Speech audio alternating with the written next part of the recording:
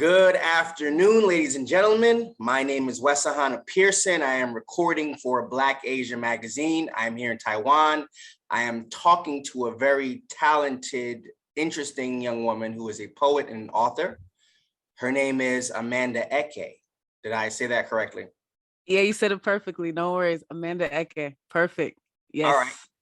Okay, so let's kick off this interview. Can you tell us where you are from and where you live now? All right. Well, thank you so much for having me. I'm super excited, super stoked. Like I said, my name is Amanda Eke. Right now, I'm currently located in Kagoshima, Japan. I currently just moved here. I'm originally from New York City, as well as California, out in the States. So big traveler, all over the place, all over the map. All right, excellent. Kagoshima. Yes. If I look at the map of Japan, where am I looking at? Is it closer to Tokyo, Osaka, more down south, or where? So we are on just basically the southernmost tip. Kagoshima is in southern prefecture in Japan. So we are down south. So we get the heat, we get the cold, we get every extreme you can think of on the island. Okay, yeah. So overall, how do you like Japan? Japan, you know what? That's a great question. Japan is a cool place. I think it's definitely unique. I was talking to a friend about this the other day, that Japan is not the stereotype that I think people think it is. It's everyone thinks when they think Japan, you think Tokyo automatically. Japan is literally so much more. It's such an old country with so much history.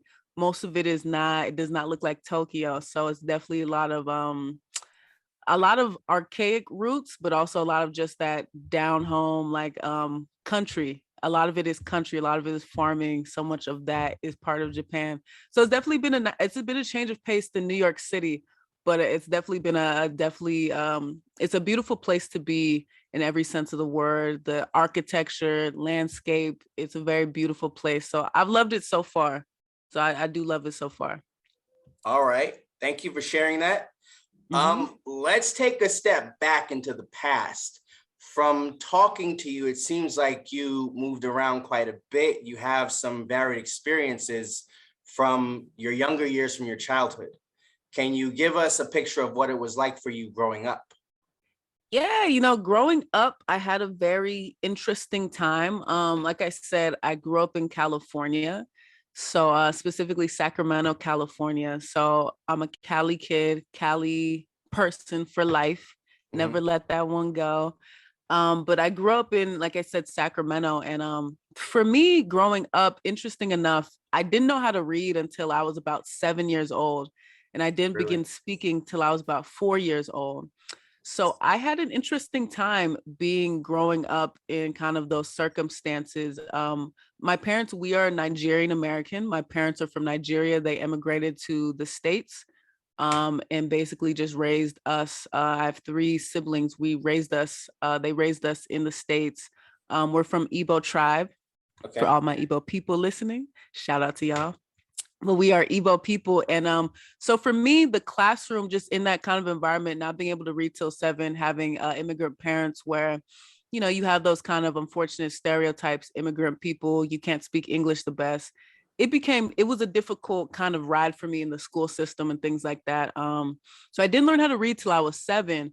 And as you can imagine, again, it poses a lot of challenges. Most people that know, if you teach, if you have kids, by 7 years old, you're well on your way to reading, writing, doing a billion different things, right? With your knowledge of that kind of basic skill. So for me, growing up in that environment was difficult and it was really hard. And just one day I woke up and at 7, I just started reading. I always say the brain's an interesting thing. You never know why you've had difficulties or challenges, but you just, you begin to kind of thrive in your own way. And that's kind of what it was for me. Outside of that, though, I was I had a very active childhood. I was involved with a lot of different things in my community and things like that. But definitely that reading thing is really kind of a big marker for me in my childhood. And that kind of setback, but so it was an interesting time for sure.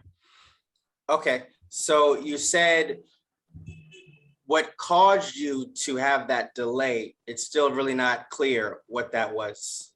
No, man, it's really still to this day not clear. I never got necessarily tested or anything like that, but I had that delay in my childhood till 7, not being able to Okay. read, and again being mute till 4. So I still to this day I don't know. Yeah, it's still a question, it's still a mystery, but now that I'm in this day and age now, it's definitely something I've overcame in a huge way. So Now, my grandfather, though I have never had the opportunity to meet him, died. He died days before I was born. He was probably one of the most instrumental people in my life. He was an educator and helped create the secessionist republic of Biafra in Nigeria. My grandfather was a philosophy professor as well as a poet, something I later discovered we had in common. My grandfather was vilified for a large portion of his adulthood. He was a Western-educated intellectual and had an unwavering love and devotion towards his country, and he wanted to change the harsh and scary climate that became the reality of so many Igbo people in Nigeria during that time. He was amongst the first wave of Nigerians to be educated in the United States of America. He gained admission to and earned his bachelor's as well as doctorate from Columbia University in New York City. Although he could have chosen a far more prosperous life and comfortable in the US, he chose instead to follow through with his initial reason for pursuing a college education in the West, which was to give back to the country that had nurtured him and made him into who he was. My grandfather knew that if his beloved country were truly to be a prosperous and independent democracy, it would need Western-educated Nigerians like himself to bring back the knowledge, skills, and experience that could help make the fledgling country of Biafra a success. All right. You just mentioned that your background is Igbo Nigerian. yes. And I've looked at some of your work online, some of your YouTube videos, your poetry, which is excellent. And it's obvious, it's very clear that your roots have a very profound influence on the woman you are today. And what I was looking at was specifically the Biafra conflict, or the situation that took place in Nigeria. I believe it was between 1967 and 1970. Yeah. And through your grandfather, who has also influenced you a lot, you have a special connection to that, the entirety of that. Yeah. First, two-part question. Can you tell people anything? What was that conflict about? How did that arise? And also, how has it shaped Nigeria, the country that it is today? Yeah, so Biafra was it was a revolutionary kind of plot and plan that the Igbo people specifically of Nigeria had to kind of have their own separate country. As a tribe, Biafra was the Igbo people's creations. And it's an interesting thing, it's basically the state of Nigeria really attacking its own people. So in this case, the Igbo people, as they're trying to create Biafra, and it caused the Biafran Civil War, which for those that are Nigerian Igbo, especially our millennials, a lot of our parents probably had some sort of experience with that war and that civil war that had happened during that time. And I know for me, that kind of generational trauma that happens with war, war has the worst effect on specifically children, but just people in general. It really depletes self-esteem, depletes culture, all those things. And I definitely see that with my family. And my grandfather, he was he was a professor in Nigeria at the time at I believe Nsukka University in Nigeria. And he was one of the intellectuals that was writing documents, doing research, doing scholarship for the Biafran movement. And that caused, there's good pros and cons, goods and bads for putting yourself out there like that in terms of standing up for what you believe in, right? Standing up for those civil rights of people, for the Igbo people, etc. And, I always tell people, my grandfather, it's really kind of crazy. Serendipity happens in so many ways. My grandfather is probably one of the most profound people and influences on my life. And I never got to even meet him. Oh, wow. He Okay. was, he was a poet. himself, he wrote a lot of poetry. And, I myself now as a full-time, practicing spoken word artist and poet is really what my passion is. It really is passed down through the generations almost, if you think about it. And he was a full-time, he was a poet, he was a writer, and he loved celebrating Igbo culture with his writing. He actually attended Columbia University in the States for some time. And same with my grandmother. She was a principal for her village for one of the schools. So both come from a lineage of education. And again, you don't even realize these things until you kind of figure them out in these kind of roundabout ways. Discovering his writing as I grew older, so much serendipity. I became a poet, didn't realize he was a poet until much later in my life.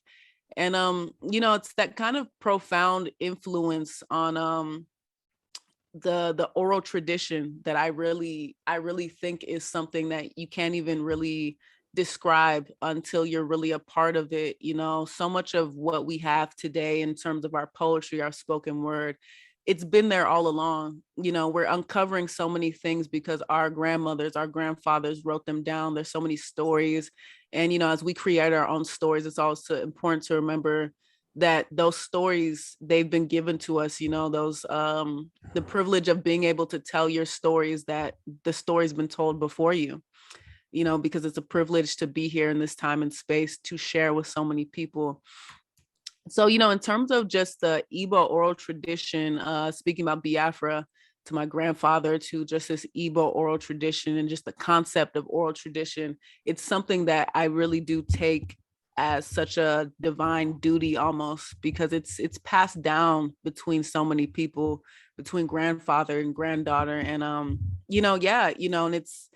it's been an interesting journey, honestly, along the way, finding out so much more about my Igbo oral history through oral tradition and just history, and just through my grandfather as well as through my grandparents. So it's just such a journey that you kind of go on when you embark upon, like, who your ancestors are and who your people are, really. Yeah, I know exactly what you mean. Yeah. All right, taking more of an in-depth look at you personally. Yeah. What I also saw is that you are a feminist. Mm-hmm. All right. I don't know very much about feminism. Of course, it's always in the news. It's always in the ether. You hear a lot about it. It has shaped Western civilization so much. What is feminism? What does it mean to you? Why do you call yourself a feminist? And how does feminism play a role in the world we live in today? That's a lot. I know. Just like, that's a great question. No, you're straight. I think that's such a great question. For me, a feminism is this idea of just matriarchal thinking. And let me explain, in the world we live in today that's so fueled by capitalism, it's this straight line of, hey, I'm going to get to where I need to get to. No questions asked. I'm going to get my money. I'm going to get my bag, and we're going straight to the top. When I say I think in matriarchal thinking, it's this idea of, this is generative. Like I said, with oral tradition, we're a product of our grandmothers. We're a product of our grandfathers. We're a product of so many people that came before us to be here today. When I think of matriarchal thinking in terms of feminism, it's this idea of, we are a community. This is a generative movement of who we are as peoples. What I do begets my sister. What she does begets her brother. What he does begets his kids, et cetera, et cetera. We're moving in terms of a circle. How can I help those around me? Whether it be young, old, how can I tell specifically what I do through oral tradition and kind of uncovering these things? How can we tell the stories of so many people that have been lost, right? How can we tell the stories of so many people that did not get the chance to speak their narrative, that did not get the platform to speak their stories and who they are? There's a quote by, I believe it's Viola Davis, and she said in her Emmy Award winning speech for one of her roles, she said, "The best stories are those that are in the grave." Wow. And that is because so many people pass on to and live a whole life that so many people don't know about because because of time, space, because of societal norms, whether because of race, gender, all these things, they didn't get a chance to speak their story.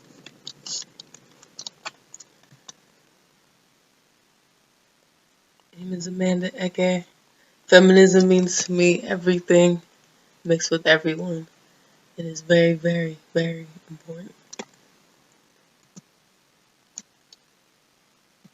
So, when I think of feminism, I think of how I apply it to my own life. Like I said, that matriarchal thinking. How can we be generative to the people around us? How can we give people platforms? How can we give space and place to people so we can all shine? We can all tell our stories, especially for us marginalized folks, Black women, Black peoples, children, people in poverty, people in all these different marginalized identities.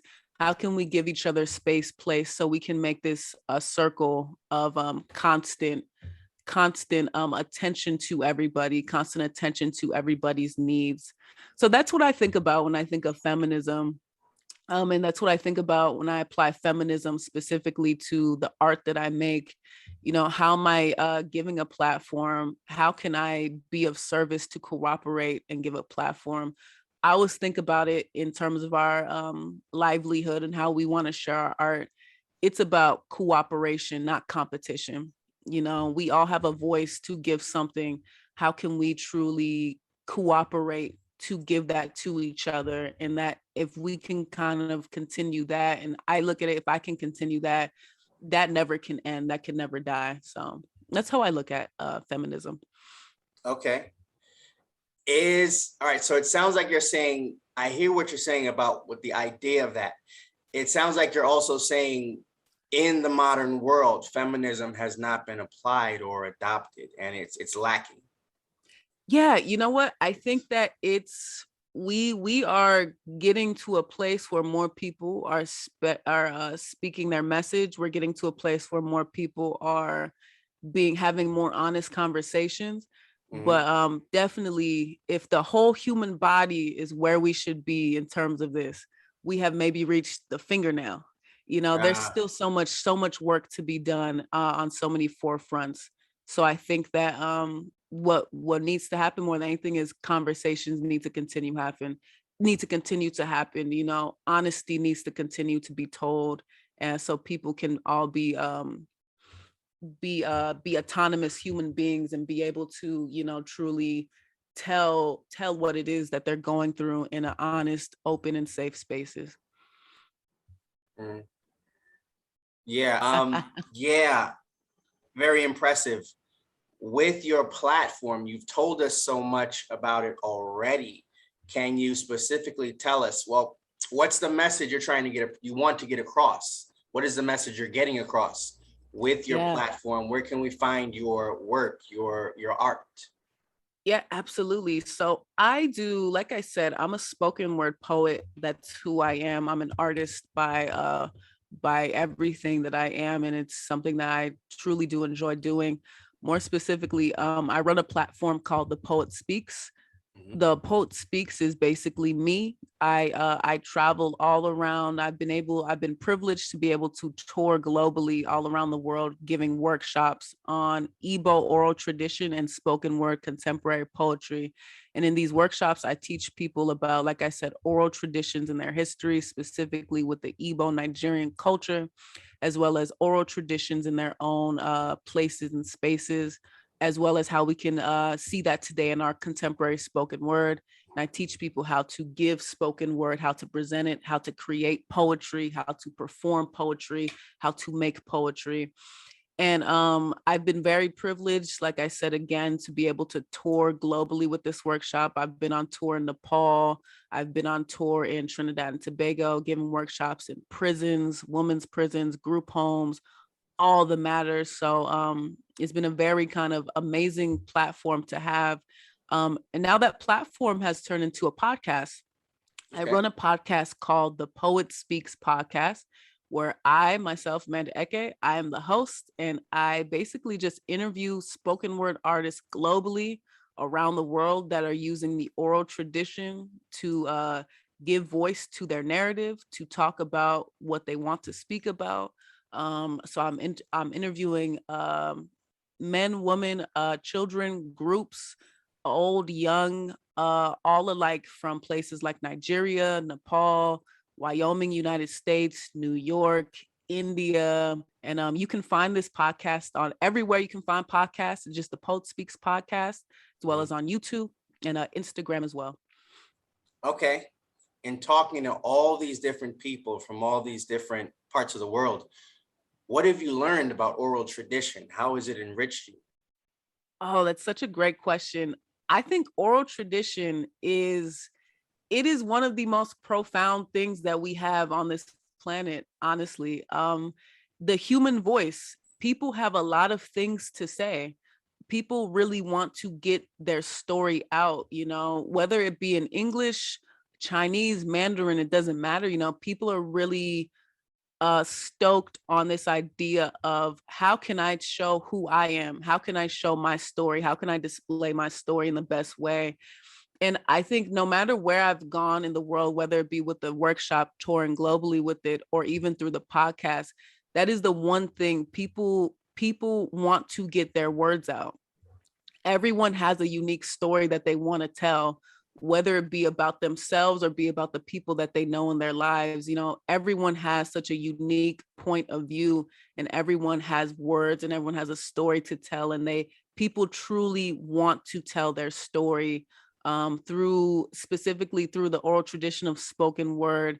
There's so many poets out here. There's so many spoken word artists that want to reveal to the world and show the world who they are and what their story is. And it's kind of been just an amazing kind of feat to know that this form of art is, I think a lot of people may assume, is dead or it's dying or poetry is boring. But, I truly think this is one of the most exciting things to really check out, because spoken word is such a powerful tool to engage people. Storytelling truly is what it is at its core. And I think just being able to interview folks, being able to display that spoken word has been really an amazing thing. And I really am so excited for so many people to hear what myself has to say and what so many other people are trying to say in their countries or in their places and spaces. So. Okay. How long have you been doing, especially the podcast? How far back does this go? Yeah, so the podcast really is just I'll start the spoken word workshops, the Poet Speaks workshops. Those have been since about I say 2019 is when I officially started kind of the global tour workshops. And now it's almost 2022, and it's been received so well all across the board, with people wanting to bring this workshop into their places, with people wanting to talk and engage in spoken word all over. And it's been very successful. And so many people have opened up their hearts, their doors, their businesses to really bring this education to where they are. And in terms of the podcast literally started this month, November. Whoa, So okay. Brand new. it is brand new. And the engagement has been just literally amazing. And I'm so happy with the guests that I've been able to talk to, the people, and just inviting more people onto the platform is really the goal, so we can get these messages out even more so about why spoken word is important and what people are doing literally all over the world to engage in spoken word and oral tradition. Okay. Two questions. The more important question is, if I'm a poet, how do I get in contact with you if I want to share my message? Absolutely. Great question. So if you want to get in contact with me, please hit me up on Instagram. My Instagram is at AEKEFUL. Again, that's at AEKEFUL. You can also hit me up on my website, amandaeke.com. That's AMANDAEKE.com. Also hit us up on the Poet Speaks podcast on Instagram. That is just at the Poet Speaks, and you are good to go. Please hit me up on any one of those platforms and I'll be more than happy to get in contact. Okay, now a question that's related to that, but the contact information is most important. But how did you get started with this? But how did you get started? Like, what was the process like for you to become an artist that is even somewhat well known and to put your work out there? Yeah, well, thank you for that. Well, you know what? The process started like I started off when we started talking. The process started with not being able to read. I truly did. I had zero kind of perception of how to read a book till 7. And when I started reading, one thing that I engaged in truly was with spoken word and poetry, because I had always loved music. I love listening to music. And one thing I love was this idea of adding your own beat to your words. You know, when you speak poetry, specifically with spoken word, your voice is an instrument. You know, you're holding the cadence, you're holding the beat by yourself, and you're rhyming words. And I love that, you know, and coming from someone that, you know, not being able to read, it was one of those things I said, oh my God, like I love doing this. So that's kind of what really influenced me to really begin speaking and really begin to really get out of that comfort zone in that shyness and really begin putting myself out there with my words. And that's really when it started. I've been doing spoken word, let's say, really for the past 20 years, since I was 8. And that really is what motivated me to really go on this trajectory, to really go hard in the paint and really be like, hey, this is truly my passion. This is really what I'm good at. And this is really what I want to continue to explore, whether it be performing as well as teaching people. And it really started then. It really started then when I was at that young age, and it hasn't slowed down and it hasn't stopped. So.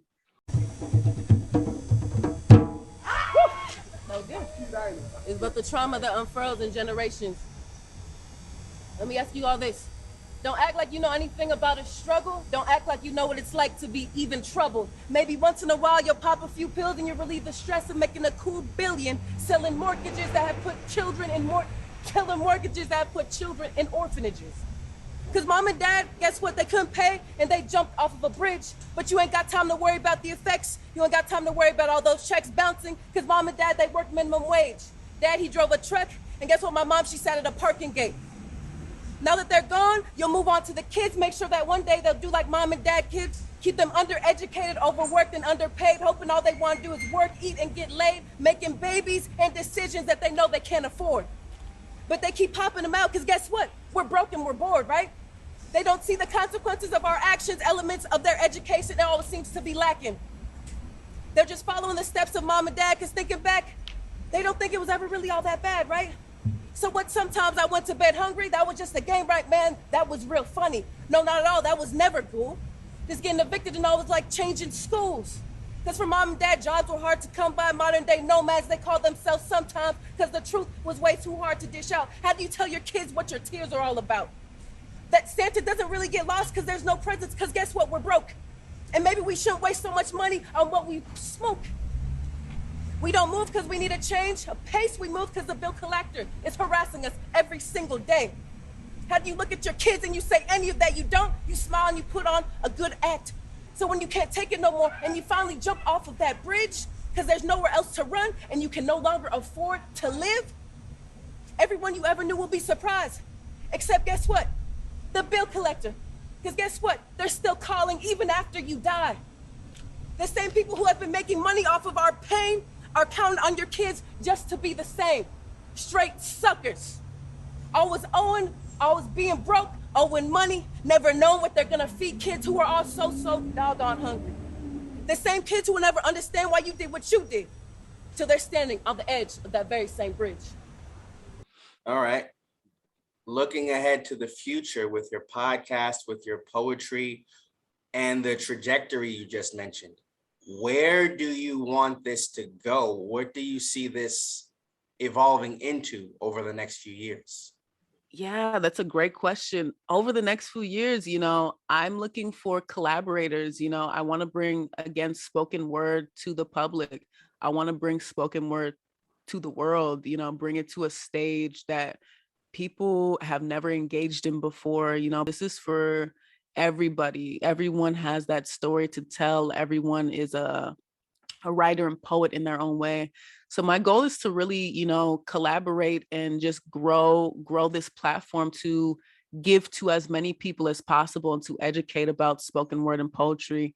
And really, again, give this platform to as many people as possible, opening up to collaborations, whether with this podcast, as well as, bringing it to the forefront with film, bringing it to the forefront with images, dance, all these different art forms. How can we really engage with our oral tradition in these different types of